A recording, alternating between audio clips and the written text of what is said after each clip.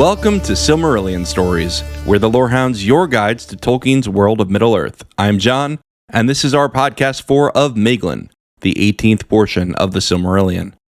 In this episode, we're going to be discussing the Dark Elf Eol and the family dynamics in Gondolin.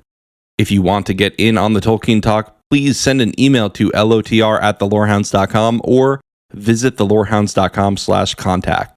One more note, if you want to support us directly, click on the link tree in the show notes and follow it to Supercast or Patreon, where you can get early and ad-free access to all of our podcasts, plus bonus content like Second Breakfast and Elevensies.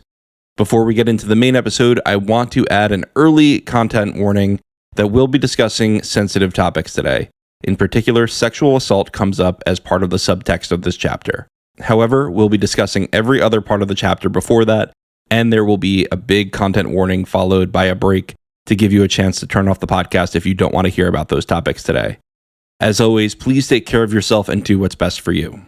Today, our returning guest is Marilyn R. Pukkila, our favorite Tolkien scholar and host of Rings and Rituals. And back with a vengeance, it's Marilyn R. Pukkila, our favorite Tolkien scholar. Marilyn, welcome back. Thank you, though not with vengeance, I hope. Mercy and compassion and all those good things. But this is the chapter for vengeance. Well, vengeance takes place in it. That doesn't mean I have to participate in it, right? Fair enough. I mean, it's interesting because a lot of people think, oh, Turin to Ormar, that's absolutely the worst. Well, this one's pretty darn dark too. I think Turin has the reputation because one of its length, and it's sort of told as a series of unfortunate events, right? Lemony Snicket time, is it? Yeah, exactly. Whereas this one, the tragedy is very subtle a lot of the time. Somewhat, and then sometimes it's pretty much right in your face. Right. So, and one wonders how intentional that is from Tolkien. You know, how much of the tragedy was intentional and how much was observed from real life. Yeah, it's always difficult to try and interpret Tolkien's responses to his own work.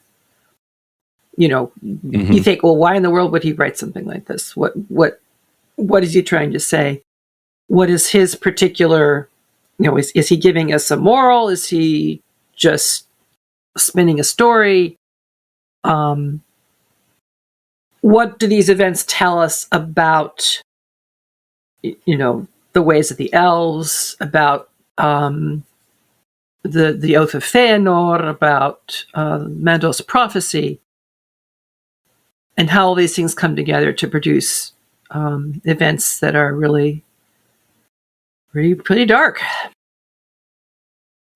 They are very dark, and to me, I think what makes this chapter so interesting is that Tolkien really captures patriarchal cultures and the flaws within them. I think accidentally. I think so too. Because he's very much part of it. Yeah, definitely. But I think some of the best writers, I mean, you see this with Tolstoy, right? Tolstoy in Anna Karenina really accidentally captures what patriarchy is and accidentally tells a moral. And I think it's the same here. I don't think Tolkien really saw some of these things as flaws of society, but instead saw them as parts of society. Yes, and it really isn't fair to expect him to look at these things through 21st century lenses.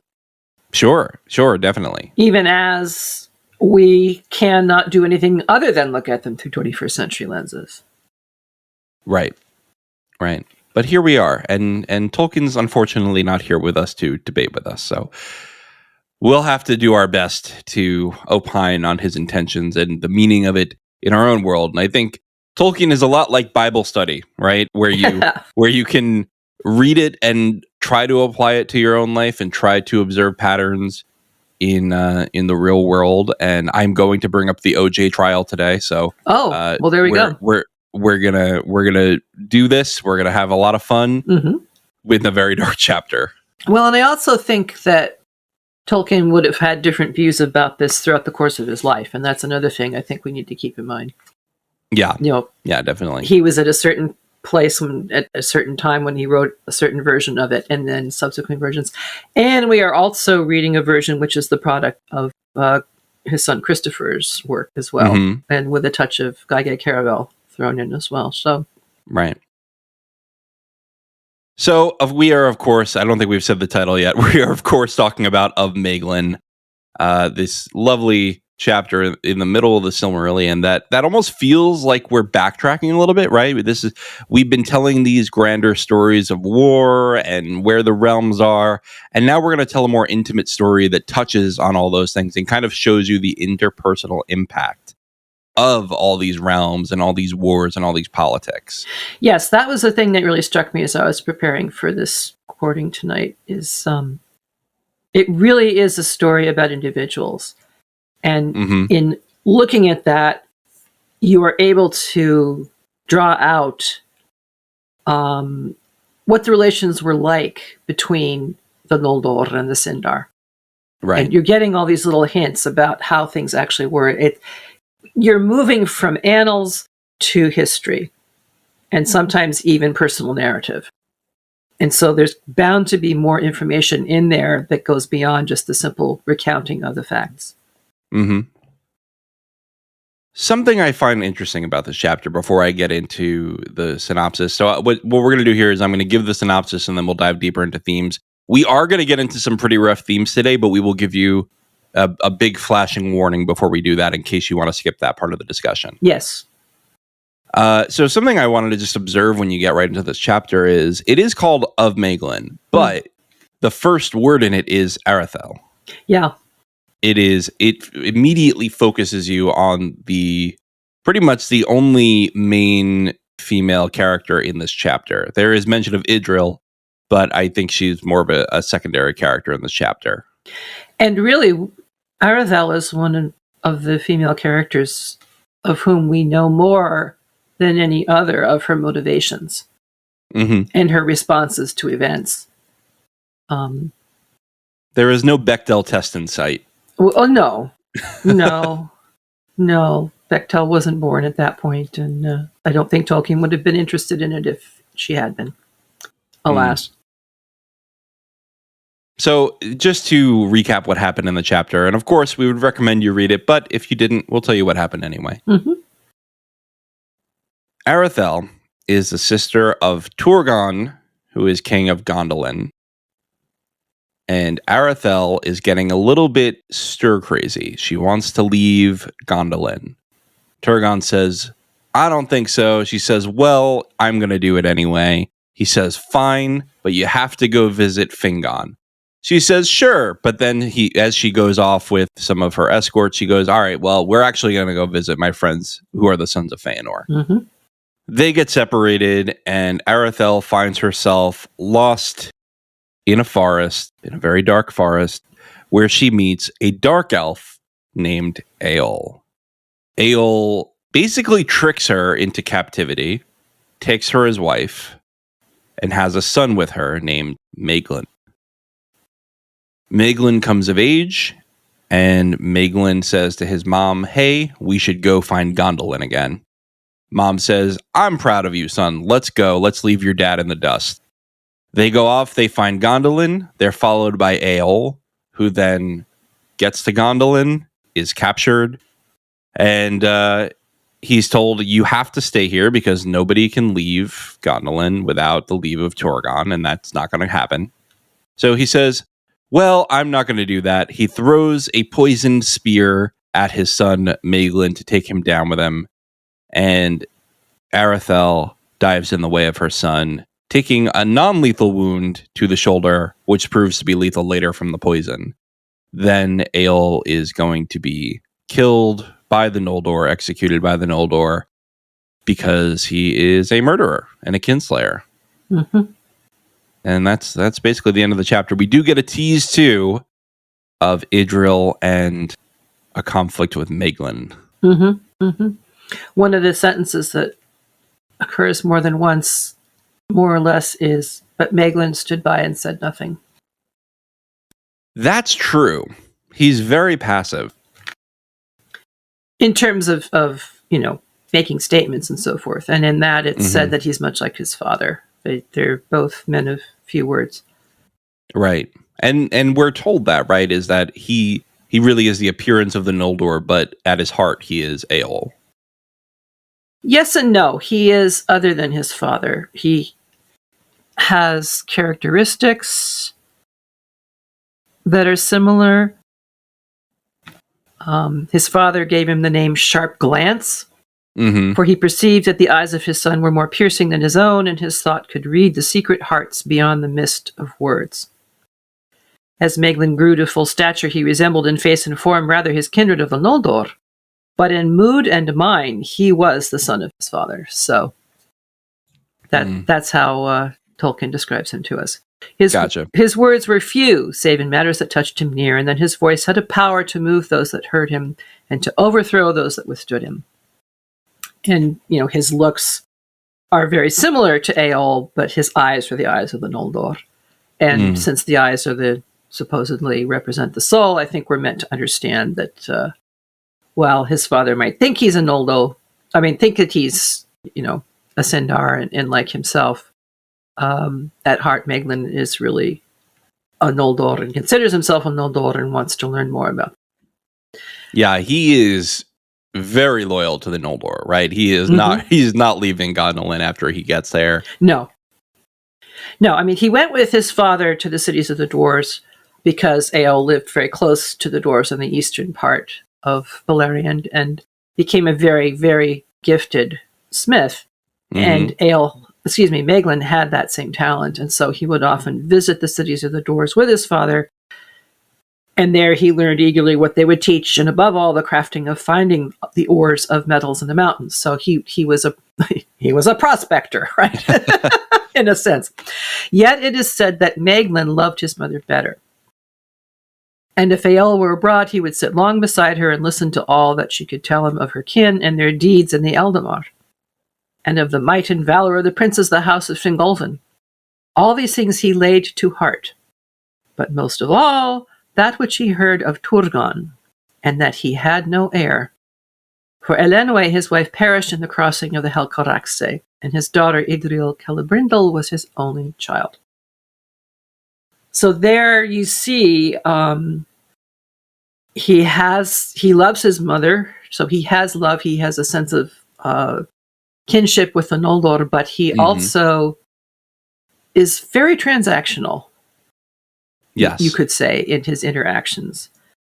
I think what really struck me too, you brought up his smithing, is his father, though he is not a Noldo, he is said to be this great smith. And then he has this son who's of the Noldor, who are already, the smithing type of elf. They are the ones who were trained by Aule, given the gift of Aule. And so now he has this son who he resents being one of the Noldor. Yeah. But that really does give his son an edge over him even. It certainly seems to, doesn't it? Yeah. He was he's kin of Thingol, who is the king of Doriath and married to Melian the Maiar. So very, very powerful elf. But there again, you have the basic conflict between the Sindar and the Noldor. The Sindar having been there and never left Middle-earth, and quite happily on their own, even after, Melkor comes along and starts causing serious problems. When the Noldor first come back, the Sindar think, oh, good, you arrived just in time to help us. And it wasn't until long after that they learned that actually, no, they came in chase of Melkor. And, by the way, they're going to start taking over all these lands. And Thingol says, well, you can settle here, here, and here, but this is my territory, and I am High King over. And they just kind of laughed and said, yeah, well, you can only be king of what you can defend and keep by yourself. Right. So there's this tension throughout. I mean, Thingol is the first person to do this forbidding of language, which reminds me of indigenous children who were taken to boarding schools and were punished if they spoke their own language. So this is what Thingol does and says, nobody will speak Quendar in my presence. And the language of the kinslayers. Right. And so this whole language is relegated to the status of lore and to some degree nobility, but mostly it was just something that people learned because it was something that you did. But Sindar became the basic Elvish language throughout Middle-earth. There's exceptions, obviously. I mean, I'm not a linguist, so Tolkien made it a lot more complicated than I can keep it in my head sometimes. Right. So you see this conflict embodied almost in Eol. And it says, you know, everybody thought he was a dwarf, but that's just because he stooped over so much. He was actually a very tall elf. But he also had far more liking for the dwarves than any other elf ever did. And so there again, he's setting himself apart. He sets himself apart in the forest. He likes the dark. He doesn't go out in daylight. He wanders in the trees. And he sees this gleam of light one day in his land, and it's Ariel of Feniel, and very fair she seemed to him, and he desired her. And he set his enchantments about her so that she could not find the ways out, but drew ever nearer to his dwelling in the depths of the woods. So, before we follow on with that, maybe we should talk a little bit about Erethelf. I think so, because I want to come back to that, but I'm not in this section yet. Yeah. Arethel, of course, wanting to be free and being passed from cage to cage constantly. Yes, although I will also recognize her agency and say that it was she who chose to leave. That's true. The cages. That's true. Well, I think what's most interesting to me about what Tolkien taps into here, because I think it's a true thing, is a woman who appears to be, and I know not a woman, a lady elf, let's say, a lady elf who appears to be in some type of abusive relationship. And yet it is her son saying, I want to leave, her son pointing it out to her, that makes her choose to leave the second time. Yes, right? and she's proud of him, the text says, for making this decision. It's the child that makes her finally say, I'm out of here. Yes. That struck me as true. Yeah, that is interesting. That is an interesting point. And so it's very difficult to not just write her off as the headstrong sister, and if only she'd listened to her brother, everything would have been fine. But I think that's an unfair reading of her. I think that's an unfair reading of her. I think so too. I was more saying, poor Arethel, that she constantly is trying to regain agency in her life, and it's constantly being taken away from her. Yes, I would agree with that. That's my read of her. Yeah, mine too. But you have to read below the surface of texts, like, she was, wayward. And she said, all right, brother, I'll go and visit this elf that you trust. But then as soon as she's out of the realm of Gondolin, she says to her servants, nope, we're going to see the sons of Fëanor. And oh, by the way, that means, traveling through probably the most dangerous parts, the middle of Beleriand right now. Right. And fascinating that Thingol won't even let her through, right? Yes. Well, that, again, we come back to this conflict between the Sindar and the Noldor. And the impact. These hard lines are really starting to impact where you can travel even. And what really strikes me this whole chapter is how much people's pride and sort of racism towards the other types of elves gets in the way of their own interests, and really, really creates situations that could have been fruitful. Like, Eol could have gone to Gondolin and taught them how to smith, and they could have had a great time. Yeah. And of course, it's not entirely his fault in that situation either, because Turgon could have said, you can come and go freely. You are kinsmen, right? Except that even the kinsmen weren't allowed to go and come freely. I mean, that's the whole point with Arethel. Sure. His own sister was supposed to stay there forever. Right. I think. And in fairness, Gondolin doesn't do very well when somebody finally does figure out where it is. No, I mean, in two ways. We'll read subsequently about two more people that find out about the location of Gondolin. But with Arathel,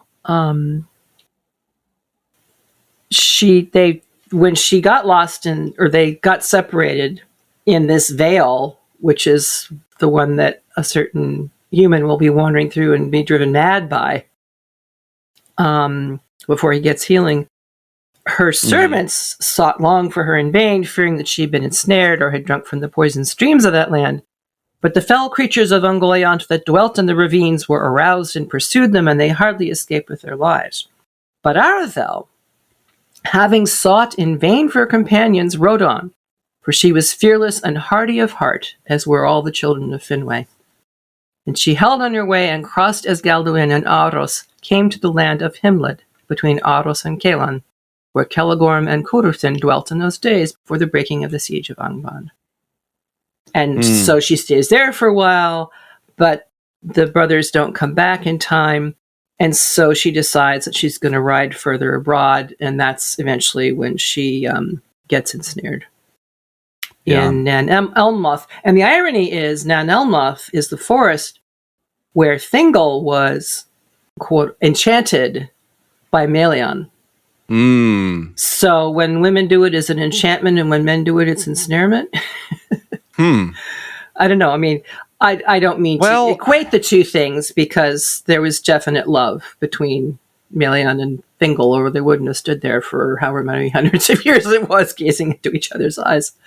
Well, there's that, and also we are explicitly told that Eol basically tricked her into being trapped in here. Right? Absolutely. Like, there is some, I think I could see parallels to gaslighting here, right? Definitely. Trying to make her doubt her sense of direction, doubt herself. Definitely. Making sure she's off her rhythm, making sure she's a little bit vulnerable feeling.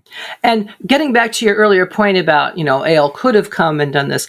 I see all of this ultimately as the fruits of the kinslaying, and even prior to that after that, the doom of Mandos. Yeah, this is the curse of the oath working itself out. And the fact that it's not just working itself out in terms of the course of the battle against Melkor, but within all of these different peoples. Tears shall ye shed unnumbered. This is just one more example of what that is and how that comes about. Right. So we've talked about Arathel a bit, talked about Eol a bit. I do want to mention his smithing. Sounds awesome, and I don't think we see something like this. He is supposed to have his own metal. Yes. Can we talk about that a little bit? Yes, because friendship grew with the dwarves, he would at times go and dwell as the guest in deep mansions of Nogrod or Belagost. There he learned much of metalwork and came to great skill therein. And he devised a metal as hard as the steel of the dwarves, but so malleable that he could make it thin and supple, and yet it remained resistant to all blades and darts. He named it Galvon, for it was black and shining like jet, and he was clad in it whenever he went abroad. Yeah. And as you say, cool. What a lost opportunity. Right. Joining together the skills of the dwarves and the elves, you come up with these amazing creations. Right. And he is the one who is most attuned to the elves, right? Yes. Yes, for sure. They say that. And it does seem like by the Second Age, by the time Elrond is getting buddy-buddy with the elves of Khazad-dûm. The dwarves of Khazad-dûm. Sorry, yeah, the dwarves of Khazad-dûm. Yeah. It does seem like they are not doing this kind of thing anymore.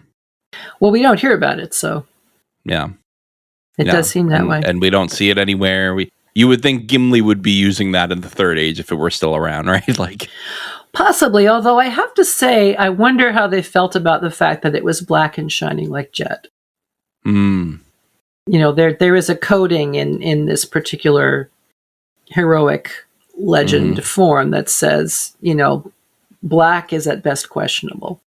And That's true. It's hard to imagine, a cavalry of elves charging orcs wearing black armor. Because that's what the orcs are supposed to be wearing, right? Fair enough. I see what you're saying there. Yeah. Well, I don't know if that was what Tolkien intended, or if that's just kind of how it came out for him, and was it a conscious or unconscious? Yeah. association. I mean, he also names Eol a dark elf, which is something that we don't see applied to anybody else. Yes, although sometimes the elves that refused the call and ran away in the very earliest are called the Avari. Sometimes are called dark elves as well. So I think he realized afterward, after naming Eol the dark elf, that, oh dear, this is going to be confusing. And so he did kind of try to clean it up a little. Okay, so he ended up going with the unwilling, the Avari, in the end. Right. Yeah. I think that makes sense too, because the Avari aren't necessarily dark, right? They're not evil. They're not filled with darkness. They are. They are just. Wait, we didn't see this light. This particular light. Exactly. Dark in this case is in contrast to the specific light, not just a light shade or light color or tone or whatever. Right. It is the light, the sacred light of the two trees. Whereas Eol, arguably in contrast to light itself. Well, yeah. Clearly, he is not fond of it because he lives in the deepest, darkest forest and never goes out in sun or moonlight, as far as if he can avoid it. Mm-hmm. Do you want to talk about fate before we go into the other theme we have planned? Sure. I mean, I started on it already a little bit with the whole business about the curse coming home and the fruits of the kinslaying and so on. Right. When after Aurethel and Maeglin escape together, they have something of a head start, but Eol did come home early and followed very closely after them, and even though he was waylaid by a couple of those sons of Feanor, he still manages to get close enough to them so that then by ill fate they were betrayed. For the horses neighed loudly, and Eol's steed heard them and sped towards them.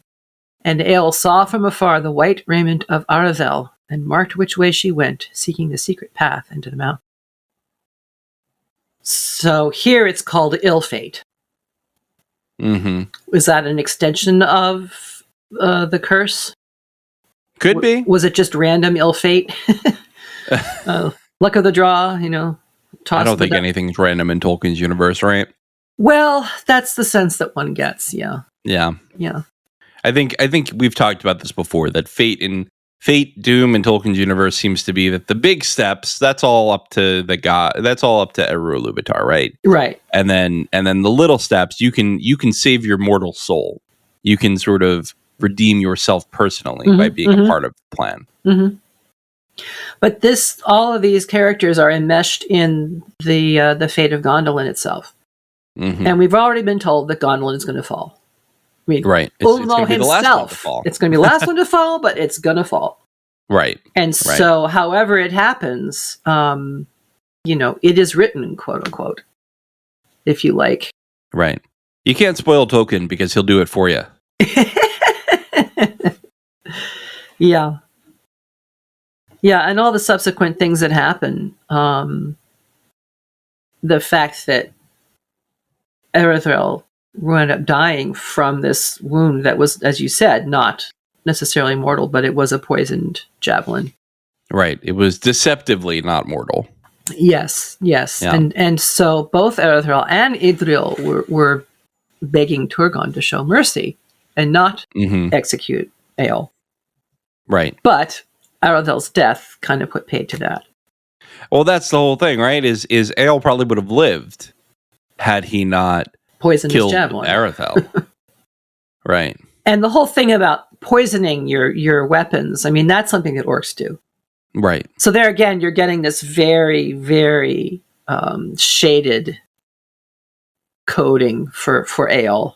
He sneaks around in the dark and he uses poison javelin and so on and so on. And Maeglin stood by and said nothing. But at the last Eol cried out, "So you forsake your father and his kin, ill-gotten son. Here shall you fail of all your hopes, and here may you yet die the same death as I." We'll put a pin in that, folks, okay?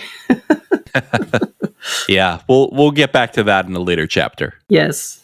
Can I just say, I was actually hoping in Rings of Power Season 1, because we're recording this before Rings of Power Season 2. Yes. I was hoping when Adar was first introduced in Rings of Power Season 1 that was going to be Maeglin in the end.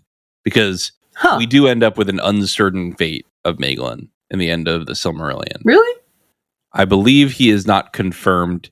In Game of Thrones language, we didn't see the body, right? Yeah, I thought I'd have to go back to read the language, but I thought they said his body was broken. Okay. Which sounds like a fairly clear But is it statement. broken? Or is it dead? I don't know. Yeah. I'm just saying, if I'm someone if I can put Tom Bombadil in Rune, then I can get Maeglin into the story. Why do you want him in the story, John? I think he's a really interesting character. He's awful, but he's interesting. Okay, interesting how?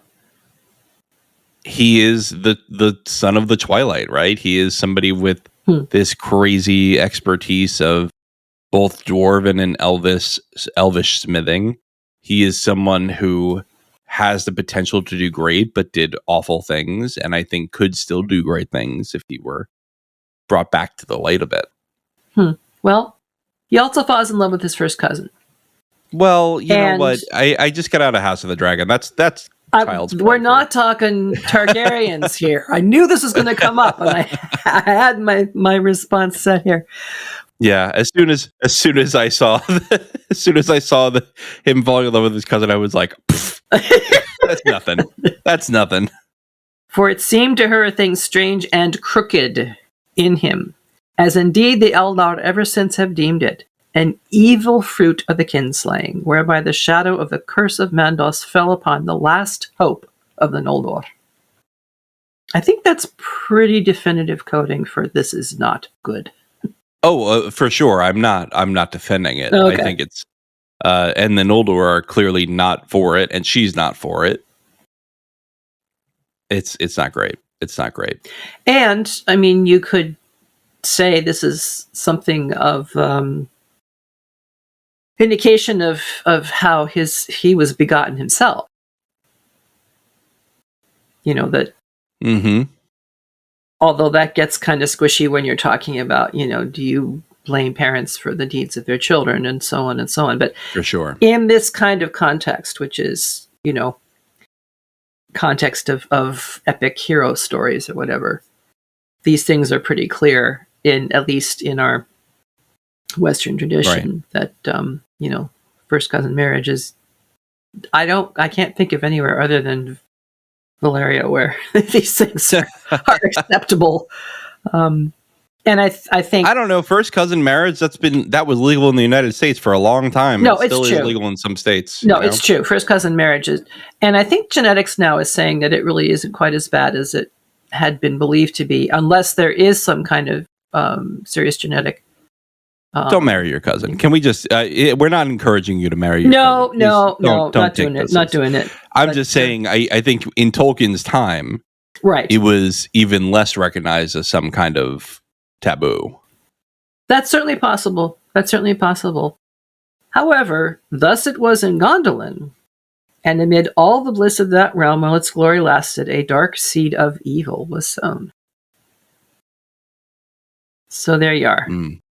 And that dark seed's name is Maeglin. Yeah.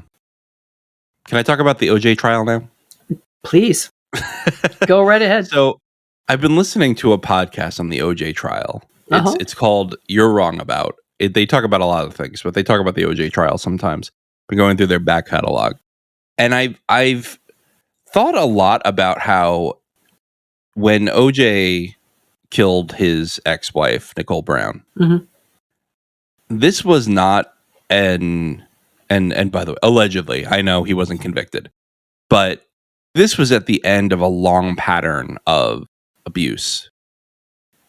And I can't help but read a chapter like this and say, we could see abuse from Eol to Arathel, more subtly, of course, but I think pretty clear throughout this entire chapter, right? He tricks her and basically traps her in here.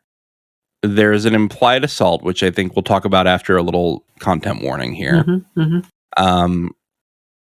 Possible implied assault. I think it's debatable, but and then he restricts her from seeing the sunlight even. Right. Then he won't let her see her family. He isolates her. And then he follows her and eventually kills her. And I think what you have to take from that is, and I think what Tolkien really is putting his finger on without perhaps even realizing he's doing it, is that abusers don't come out of nowhere. They usually have these patterns of abuse that really escalate like that. Yeah, yeah. It's a classic stalker, controller, isolator, and eventually killer. Right. So I just think it's really interesting that he seems to really get that in a very patriarchal society that he's very much a part of. Well, as Eöl says when he's in front of Turgon, and Turgon has said, "Okay, I accept you as my kinsman because you married my sister, and you're welcome here, and we'll treat you with honor, etc., etc. But you can't ever leave here now."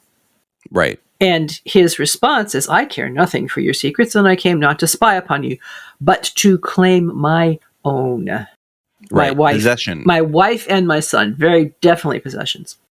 Yet if in Erethdel your sister you have some claim, then let her remain. Let the bird go back to the cage, where soon she will sicken again as she sickened before. Well, as you said in the beginning, from one cage to another. But not so Maeglin. My son you shall not withhold from me. Come, Maeglin, son of Eöl, your father commands you. Leave the house of his enemies and the slayer of his kin, or be accursed. But Maeglin answered nothing. Yeah. Yeah. Be accursed. Yeah, there it is again. This is, to me, this is an abuser who's lost control of the situation and is now lashing out. Yes, definitely. That's what it reads to me. Definitely. Which then, of course, leads to the question, was Turgon being an abuser when he told his sister she could never leave Gondolin? I think it's a societal, it's kind of a society-wide abuse, right? Because nobody's allowed to leave Gondolin. Well, that's right. That's right.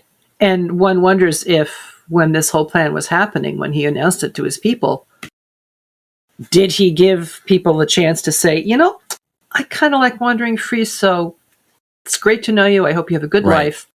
Right. I'm staying by the ocean here. Right, because you can't imagine that every single person is going to be okay with that, right? And I know that we have this being, portrayed as this like paradise that's really close to essentially elvish heaven. But still, I think any heaven that restricts your movement is not going to feel like that forever. No. Especially for literally an immortal or a serial longevity race, right? Yes, that's a big important piece that people tend to overlook. I also want to say, when we talk about, oh, she couldn't see the light of day and so on and so on, let's remember that for these elves, the sun was a new thing. And they wouldn't necessarily be enamored of it and feel like they were going to die without it. I mean, sunlight for sure. She liked to wander freely in the forest, but most elves love to wander freely in the forest at night. So that sense of, oh, she was of the light and the dark encased her and so forth. She always wears white too, which implies, you know, some kind of light, as contrasted with dark and so forth. And it's even said that Eöl lets her out. You know, they go on walks together in the light of the moon and the stars. So but to me that reads like I'm still going to hold the leash, but I'm going to let it a little looser. Yeah, and so again, he can characterize Gondolin as the cage that she fled from, and absolutely not see his own situation and setup as being a cage. Right. Which, of course, is false, but you know, the controller doesn't always see that their actions as being controlling. Right. Yeah, it's really interesting. I mean, you have Turgon trying to decide he knows what's best for Erethdel. And then you have Erethdel defying that. Rightfully so, I think. And then you have Eöl deciding what's best for Erethdel. And it's really tragic that just when she starts to get what she wants back, just when she starts to live the life that she wants again, she's killed. Yeah. And I'm not sure I can even give Eöl credit for wanting to give Arathel any kind of life. I think he sees her, he wants to possess her, he entraps her, and then he establishes the rules for her life. Because he wants her as a possession and not as, a cared for wife. I definitely agree with that. Barely even the mother of his child. I mean, obviously, literally, biologically, that has to be the case. But it's my wife and my child. And nothing whatsoever. And he would like Maeglin to completely forget he has any Noldor blood at all. Of course. And for Arathel to forget that she was ever part of the Noldor. Which, obviously, isn't going to happen. And didn't happen. Right. You could see an alternate history where Maeglin is like, no, I'm having a good time with Dad. And Arathel just never leaves because she doesn't want to leave Maeglin alone. Or at some point, her love might turn to bitterness and she might decide she hates her son as much as his father. And when opportunity arrives, she would seize it. She sounds like that kind of a person. Taking what opportunities she can when they come her way. Right. All right, so let's talk about Idril before we move into our last section. I consider Idril to be the mother of the savior of Middle-earth. I think she's one of the most underrated elves in the whole of the Silmarillion. She seems to stand in basically as, the elf half of Eärendil's inheritance. But think about it. She presumably saw her mother die in the Helcaraxe. She carried on with her father. She came to Gondolin. She becomes one of his advisors. In the extended version of the whole story of the fall of Gondolin, she takes on major roles and comes up with basically the plan that helps something very important happen in a future, which I won't spoil. I almost did, but I'll remember. I remembered in time, so remember Idril here. And so this section here, it's talking about Maeglin, and it says, he did not reveal his heart, and though not all things went as he would, he endured it in silence, hiding his mind so that few could read it, unless it were Idril Celebrimbor. For from his first days in Gondolin he had borne a grief ever worsening that robbed him of all joy. He loved the beauty of Idril and desired her without hope. The Eldar wedded not with kin so near, nor ever before had any desired to do so. And however that might be, Idril loved Maeglin not at all, and knowing his thought of her, she loved him the less, for it seemed to her a thing strange and crooked in him. And then later on, but as the years passed, still Maeglin watched Idril and waited, and his love turned to darkness in his heart. And he sought the more to have his will in other matters, shirking no toil or burden, if he might thereby have power. So yeah, he really is his father's son. Sorry to say it. He sure is. But there it is. It isn't that he loves her beauty and desires her. And oh, by the way, the very first thing we knew about Maeglin's ideas about Gondolin was that Turgon had no male heir. And that's what he really liked about Gondolin. Liked the power about it. Right? He wanted to marry the daughter and become the ruler of this amazing place. Right. So again, transactional. Nothing about love or any of that sort of thing. But the fact that Idril could read his mind and heart, this elf who stands by silently for so much of the time, unless he cares really passionately about something, and then he will argue his case. But I kind of doubt he was arguing his case with her specifically, but she knew. She could read him, and she found it really kind of vile. Is this where we talk about our episode by episode Osanwe Kenta? Interesting idea, actually. I hadn't thought about that, but yeah, it could be. She was very skilled in Osanwe. Yeah, to me, this is saying, I thought of you right when I read this most recent time was not just because we're going to cover this together, but because I thought of Osanwe Kenta, which was something that you taught to me, which if you have not been following along, if somehow this is your first chapter of the Silmarillion with us, welcome. And Osanwe Kenta Marilyn, would you like to describe it? Yes, Osanwe is the ability to look into other people's minds and actually converse mind to mind without speech. For those of you who've read Lord of the Rings, towards the end of the book, there is a place where Gandalf and Galadriel and Elrond will sit together in silence while everybody else was asleep as they were on their way back from Minas Tirith. And they would speak from mind to mind. So that's Osanwe.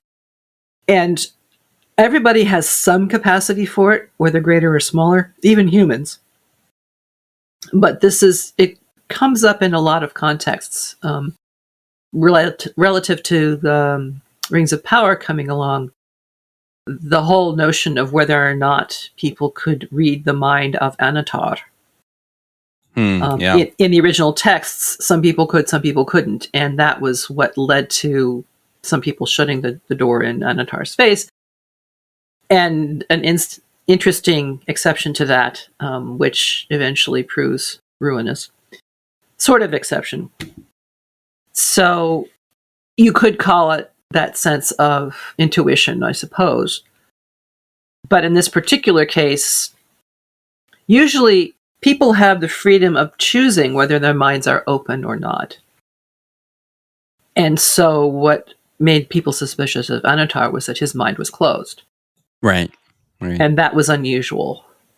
Now, I can't imagine that Maeglin's mind was not closed, but if he didn't know about this and nobody had told him how to close his mind or whatever, then presumably, yes, Idril could have read it. But then that begs the question, well, why didn't everybody else read it too? So, maybe they weren't trying. They hadn't been taught Jedi mind tricks yet. Something like that.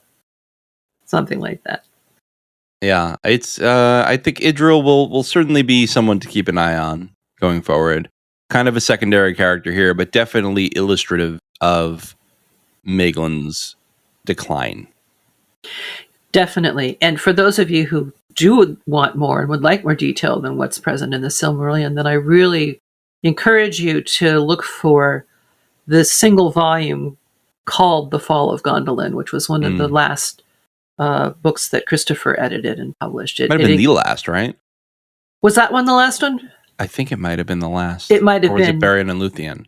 No, I think Beren and Luthien was the first. Oh, okay. And I think The Fall of Gondolin might have been the last. I think it is. If only we had this Google machine. Fall of Gondolin. No, Let's see. You're absolutely right, because Children of Húrin was not the last. I'm pretty sure it was Beren and Luthien, and then Children of Húrin, and then Fall of Gondolin. But there's some beautiful, beautiful texts in there, including just jaw-dropping description of this gates leading from the hidden entrance to the hidden city. And lots of famous names like Ecthelion of the Fountain. And yeah. By the way, yeah, so Fall of Gondolin came out in 2018. That was the last one from Christopher, it looks like. Which is really fascinating because this was the very first story that Tolkien ever worked on, starting in like 1917. So it was kind of the beginning and the end, as you will, the alpha and omega of his legendarium. Yeah. Yeah, go ahead. Were you going to say something other than... Yeah, just that the idea of hidden elven kingdoms has very lengthy history and folklore. And people think particularly of Celtic peoples and the Irish in particular. You know, you have the Rath, the Rath, which is the Goidelic Celtic name for the fairy mound, and stories about people who go and dance with the fairies for one night and come back and it's 100 years later, or maybe it's 400 years later and their body dissolves into dust when they exit the fairy realm and so forth. So I really think that was one of the major inspirations for this idea of a hidden city of the elves.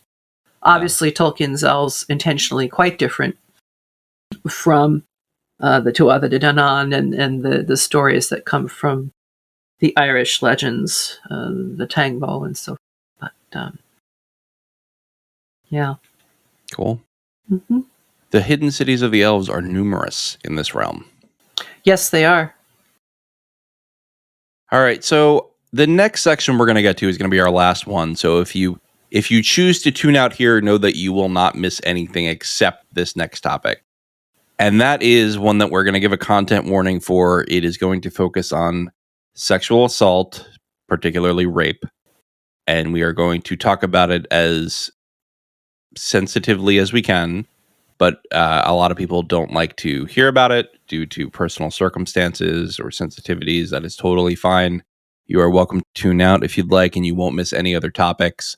You will be welcomed back next month for the next chapter. If that is you, we'll see you then. And thanks for tuning in for the first part. Yes. Thank you.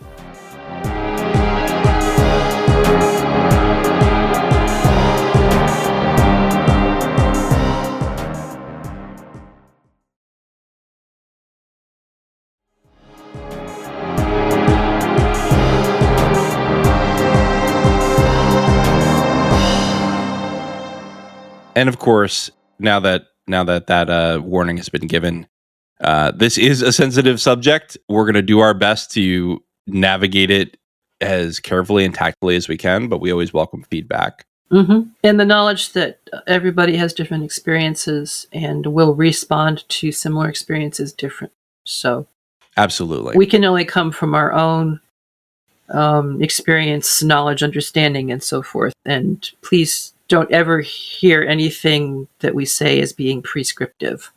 For sure.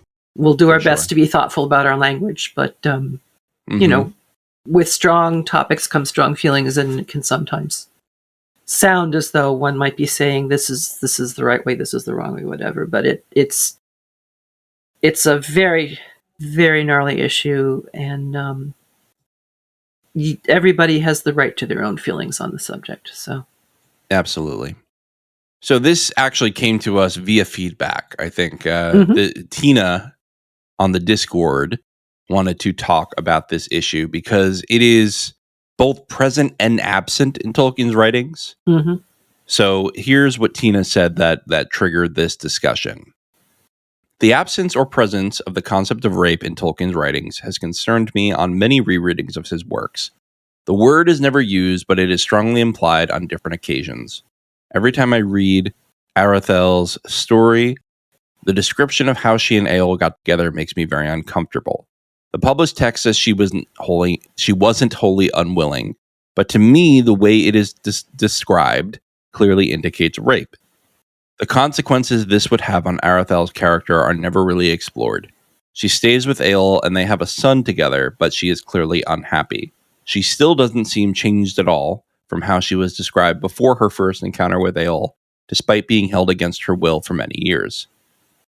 And I'm wondering if, by not calling it rape, Arathel as a character is robbed of the possibility of exploring and communicating her own feelings and trauma. The way her story ends, she dies tragically, killed by her husband while saving her son from him. Makes me question if, although she is one of the more developed female characters in the Legendarium, her only narrative purpose is to tell the story of the men around her. I would also add that it is implied through her actions, Arathel has a questionable part in the fall of Gondolin, which I find outright insulting and very close to victim blaming. Gondolin falls because Morgoth attacks and destroys it. On my research on this topic, I came across the following essay, which has some really good thoughts in it, and also lists and explores many more occasions of possible rape. I'd be very curious to hear more thoughts on this. And then, she links that essay in the Discord. So, Marilyn, you brought some quotes in to talk about rape in Tolkien. Yes, I wanted first to quote directly from the text. And there she remained, for Eöl took her to wife, and it was long ere any of her kin heard of her again. It is not said that Arathel was wholly unwilling, nor that her life in Nan Elmoth was hateful to her for many years. For though at Eöl's command she must shun the sunlight, they wandered far together under the stars, or by the light of the sickle moon. Or she might fare alone as she would, save that Eöl forbid her to seek the sons of Feanor, or any others of the Noldor. So there you see that controlling behavior that we talked about. Right. Especially the wholly unwilling really does the word holy is really doing a lot of work there, right? If it said she wasn't unwilling, well, that's an unequivocal statement, right? That's saying she was willing, right? You could read that as she was willing, but wholly unwilling means there was resistance there. Right. I think Tina's right. You have to read this as at least not fully consensual. No, it was not her choice, her full choice. Mm-hmm. And especially because of the circumstances around her getting there, where she's turned around, she's gaslit into thinking she didn't know how to get out. Mm-hmm. She's prevented from leaving. Mm-hmm. I think that there's no way around it. This was an assault of a kind. Yeah, unquestionably. And as I was saying earlier about Eöl, it was a desire to possess. Mm-hmm. I don't ever remember hearing anything about Eöl's love of Erythel. Not that would necessarily excuse it. For sure, yeah. I think the fact that it goes down to power and possession really reinforces this idea that this was a rape. And it's also interesting to look at how subsequent elves, when Erythel and Eöl do come out into the wider world and different people run into them, think of them. Right. And before I talk about that, I wanted to read some excerpts from the Laws and Customs of the Eldar, which is an essay which appears in Morgul's Ring, which is one of the volumes of the Histories of Middle-earth. And in many respects, a lot of people like this one volume the best because it's Tolkien's own reflections and ponderings. Okay. After he's published The Hobbit, The Silmarillion, and Lord of the Rings. Looking back on what he's written, expanding some of it, questioning other parts of it, and you get some really, really interesting descriptions of things, such as the Eldar wedded only once in life and for love, or at the least by free will upon either part, meaning upon both sides. Even when in after days, as the histories revealed, many of the Eldar in Middle-earth became corrupted and their hearts darkened by the shadow that lies upon Arda. Seldom is any tale told of deeds of lust among them. And then in note 5, there's an additional, but among all these evils there is no record of any among the elves that took another's spouse by force. For this was wholly against their nature, and one so forced would have rejected the bodily life and passed to Mandos. Guile or trickery in this matter was scarcely possible, even if it could be thought that any elf would propose to use it. For the Eldar can read at once in the eyes and voice of another whether they be wed or unwed. So that note 5 was a paragraph taken from something that he had written. I don't remember if it was before or after the material from the paragraph that I read first. So even here you can see Tolkien kind of wrestling in his own mind with these ideas. And so a couple of points, stick out. Seldom there's any stories of lust.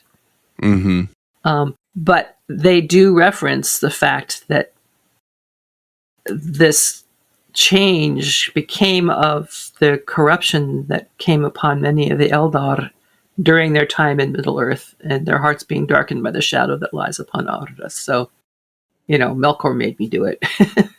Yeah. Yikes. He doesn't specifically mention the the Doom of Mandos or the Oath of Fëanor or anything in this particular section, but just sort of in a broader context.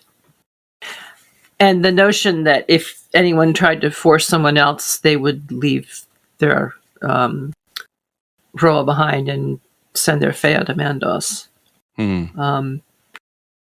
That to me, I'm reminded of echoes of, Victorian purity of, it's just better to take your own life than to submit to, that violation. I'm just not sure how I feel about that. Right, yeah. To be perfectly honest. It's quite dark. Really, really. Because the first thing you ask is, well, why is it so terrible that, what is the social implication that is so horrible that you would rather leave your body and go to Mandos than, Right. Suffer this. Right.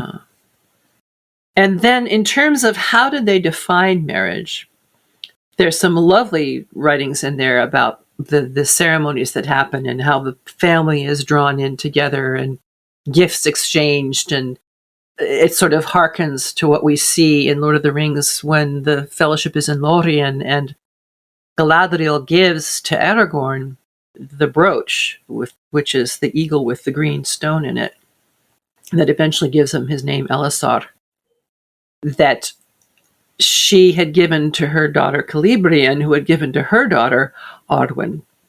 So this is the wedding gift of the bride's mother to the groom.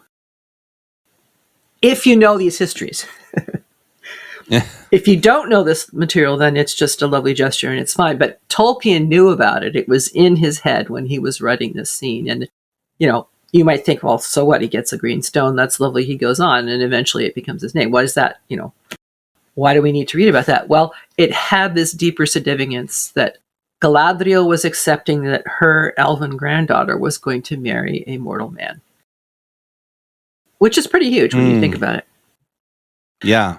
But then you have this other section in the Laws and Customs that said the ceremonies were not rites necessary to marriage. They were only a gracious mode by which the love of the parents was manifested and the union was recognized, which would join not only the betrothed but their two houses together. It was the act of bodily union that achieved marriage, and after which the indissoluble bond was complete. In happy days and times of peace, it was held ungracious and contemptuous of kin to forego the ceremonies.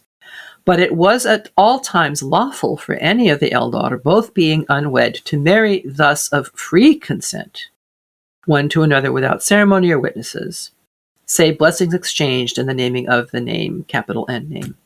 And the union so joined was alike indissoluble.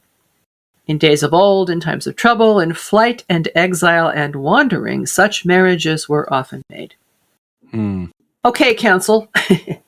Oh, boy. How do you take the evidence and interpret it? What would you say about this? Does this say that, well, yes, of course it was actually a marriage and they were married even though there was no recognition?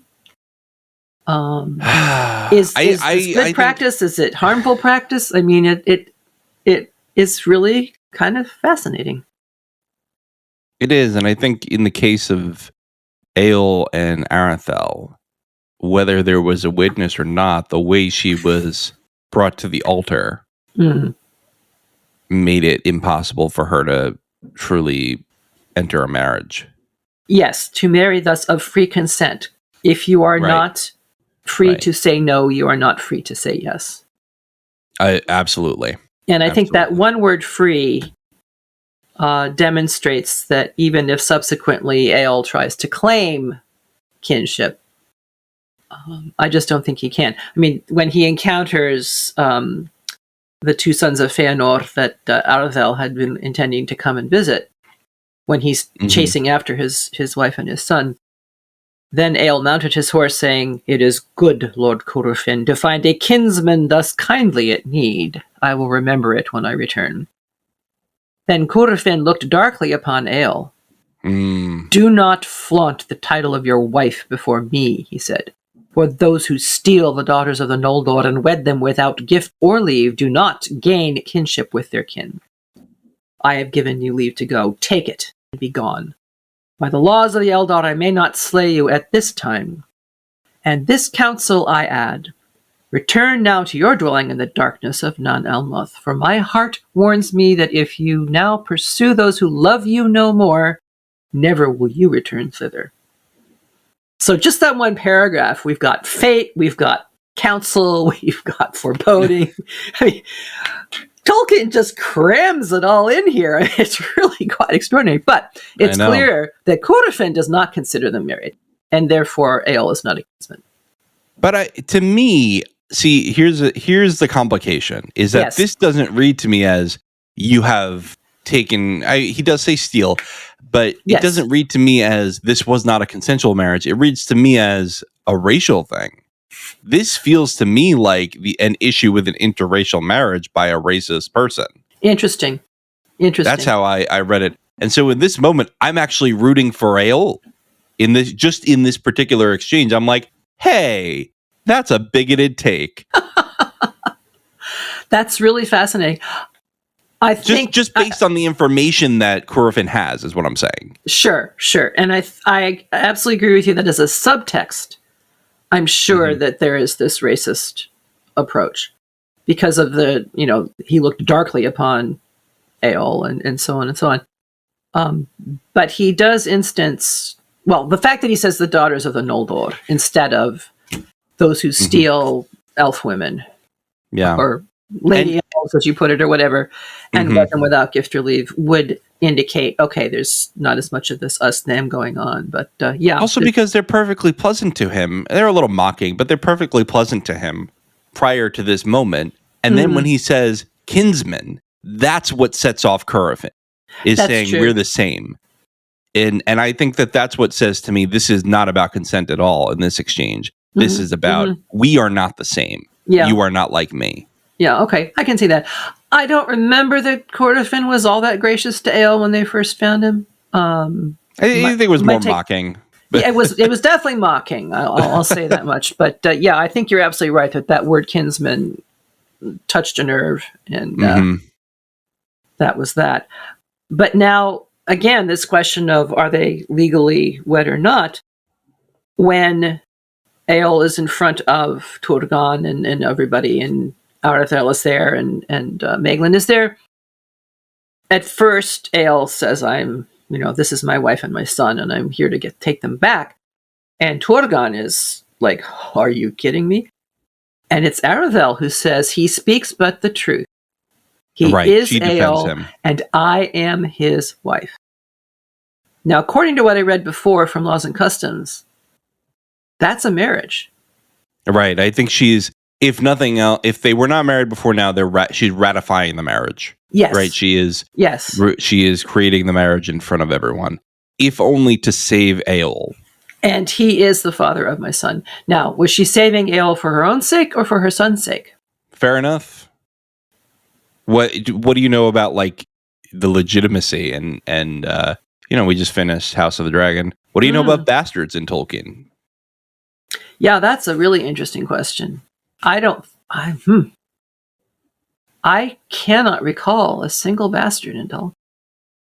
And by the way, we're using bastard in the very Game of Thronesy way. We're not going to use that in the real world, but yes, a child not born of a legal marriage from wed parents. Yes. I don't think I don't know. Listeners, write in, but I'm not thinking of anything off the top of my head. That is really interesting. And the thing is, as soon as Arathel says that, Turgon says, Turgon treated him with honor and rose up and would take his hand, and he said, welcome, kinsman, for so I hold you. Here you shall dwell at your pleasure, save only that you must here abide and depart not from my kingdom, for it is my law that none who finds the way hither shall depart.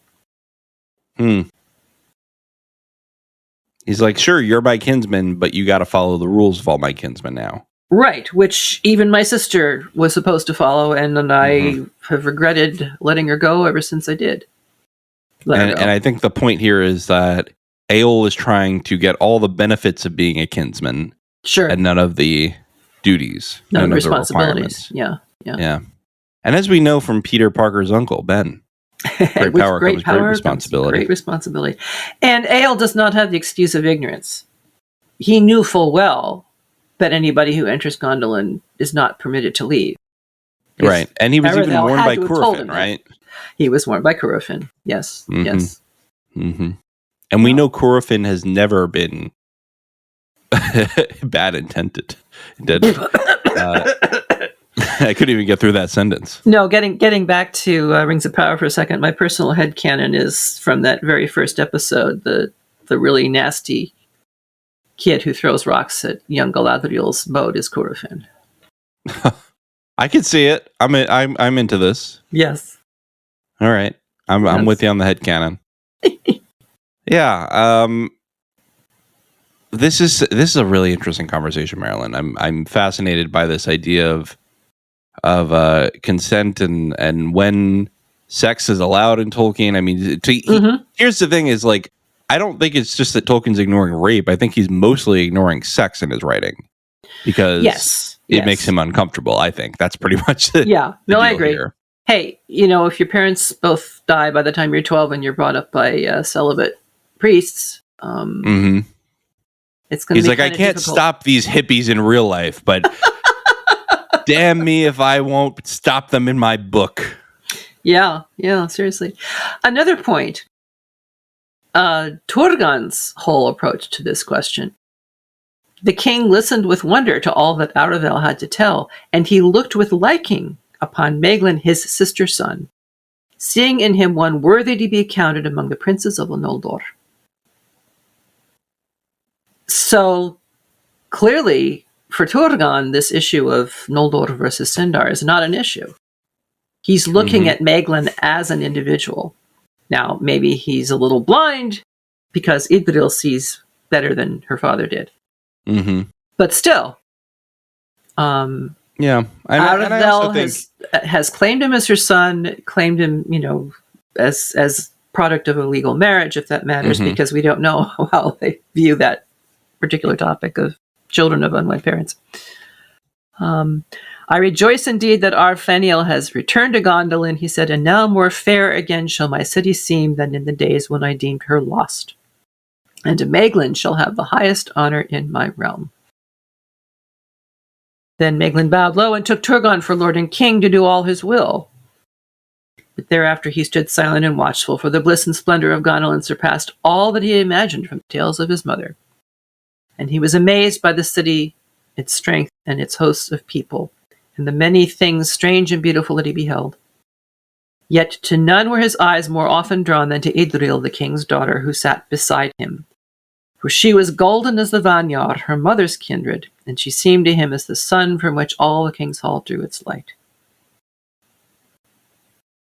So, all of these, quote-unquote, from the very beginning moments are fraught. Yeah. And do you trace the cause back to Turgon's ban on people leaving Gondolin? That seems a bit specious to me. It seems a bit too simple.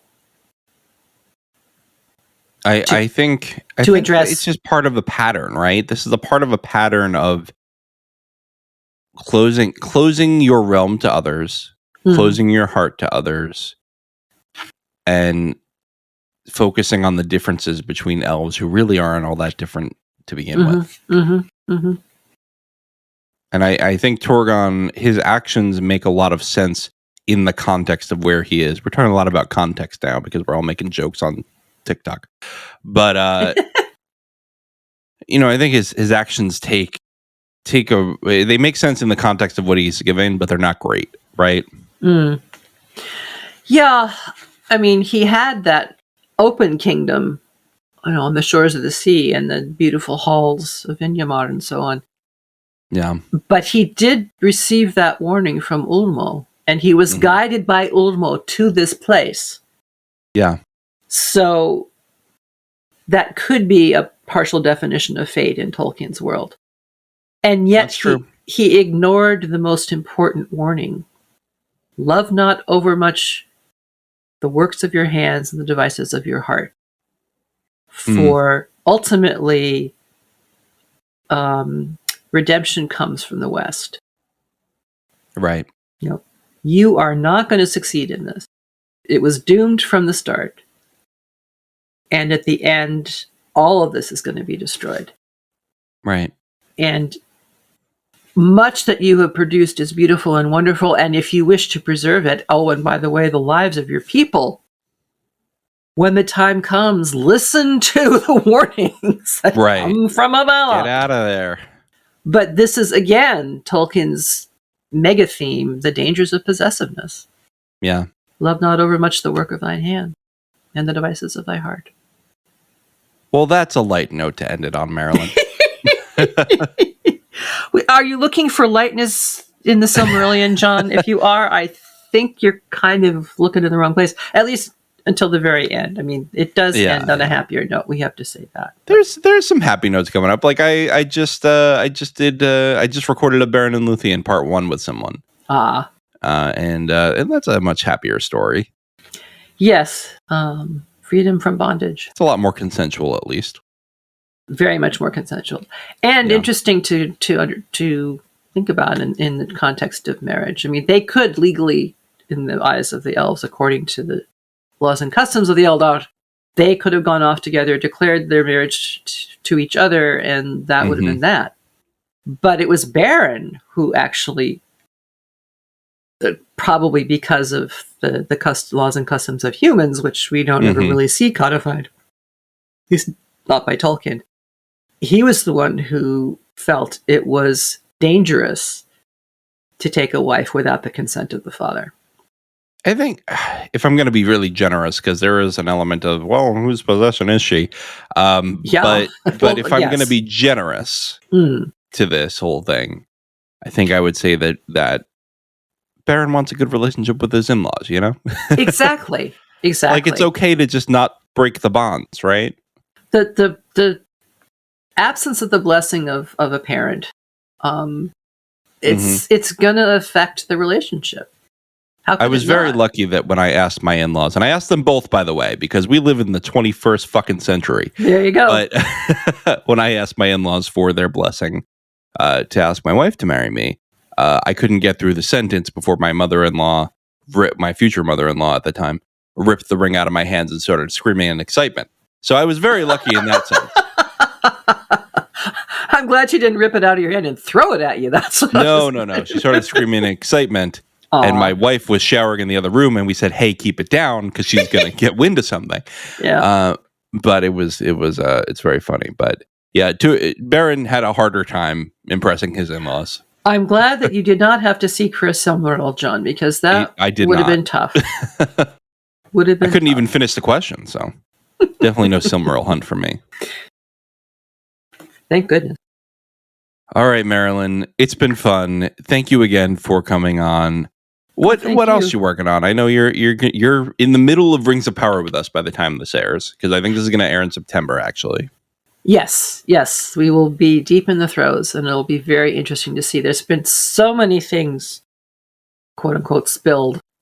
You know, teasers and trailers and official trailers and behind the scenes and so on and so on and so on. And that's why I've stopped looking at it. I'm like, I'm just going to spoil myself for the season at this point. Yeah.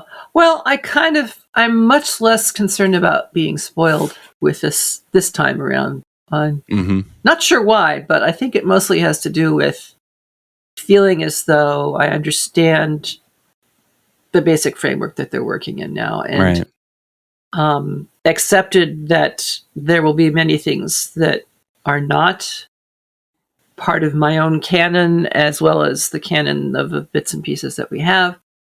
So it really is just a question of, what kind of story are they going to tell? And I don't mind finding out hints in advance.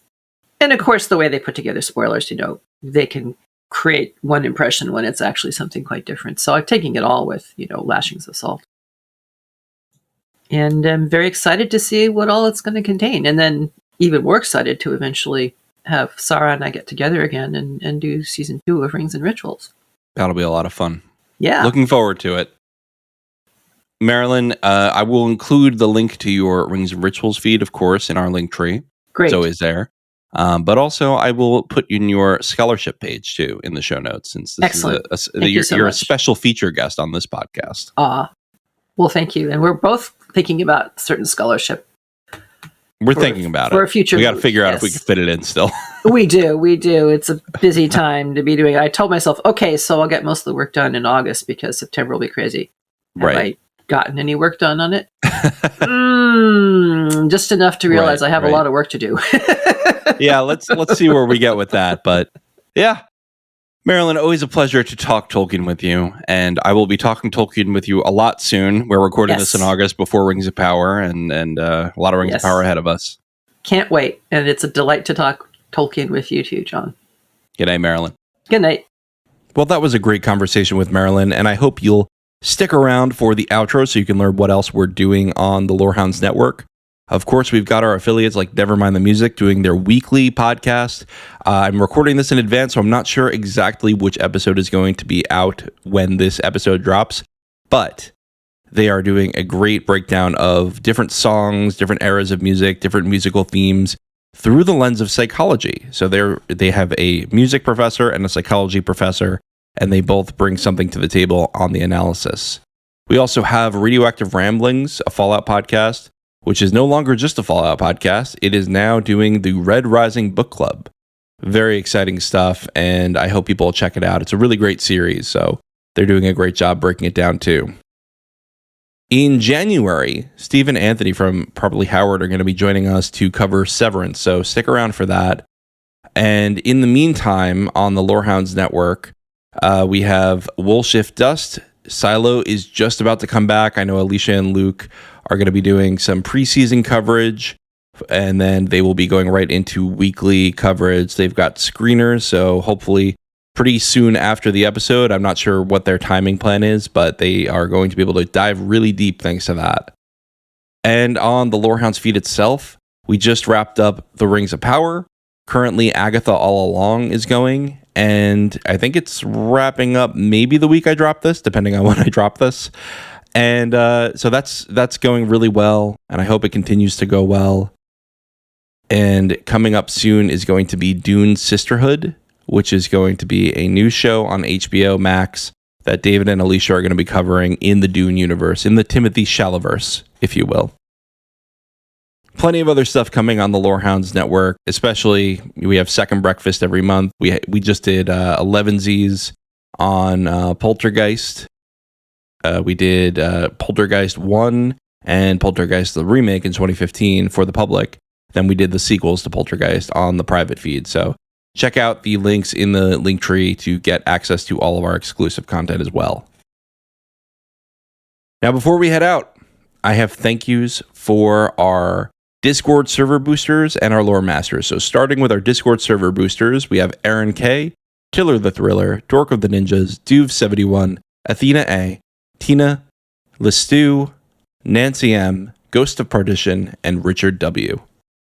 Then our lore masters, our top tier supporters on Patreon and Supercast, we have Samartian, David G, Michelle E, Brian P, SC, Peter OH, Bettina W, Adam S, Nancy M, Duve71, Brian 8063, Frederick H, Sarah L, Gareth C, Eric F, Matthew M, Sarah M, DJ Miwa, Andra B, Kwang Yu, Deadeye Jedi Bob, Nathan T, Alex V, Aaron T, Sub-Zero, Aaron K, Dally V, Mothership 61, Gnarls, Kathy W, Listu, Jeffrey B, Elisa U, Fossey U, Neil F, Ben B, Scott F, and Adrian. Thanks everyone for listening, and we'll be back next month with the next chapter of the Silmarillion. The Lorehounds podcast is produced and published by the Lorehounds. You can send questions and feedback and voicemails at thelorehounds.com/contact. Get early and ad-free access to all Lorehounds podcasts at patreon.com/thelorehounds. Any opinions stated are ours personally and do not reflect the opinion of or belong to any employers or other entities. Thanks for listening.